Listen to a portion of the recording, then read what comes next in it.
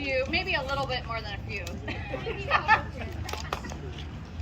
So, thank you all so much for being here.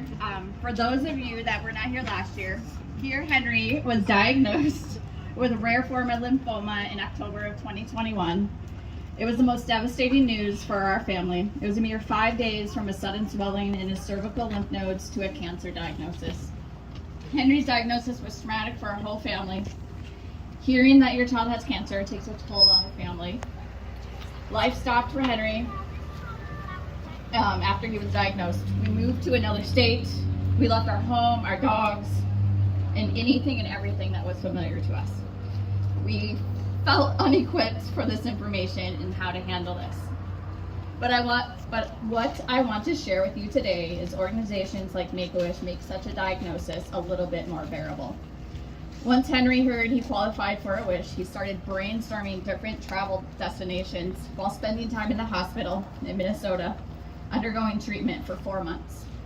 When we returned from Minnesota, he was unable to attend in-person learning due to his immunocompromised state. This time was particularly hard for him. He really started mapping out his trip. The planning process gave Henry something to look forward to and took his mind off his diagnosis and to think about joy again.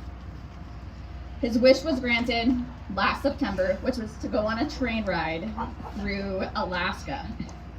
He landed on a route that allowed him to have a first-class experience on the Alaska Railroad. Henry's trip included a plane ride over glaciers, sightseeing in both Denali and Kenai Fjords National Parks, and a stay in a penthouse suite in Anchorage. It was a trip of a lifetime for us. What did you say? A presidential suite. Where President Obama stayed, President Trump, so it was pretty cool. Let's see where I was. This trip gave Henry hope and something to look forward to. It took his mind off treatment to think about joy again.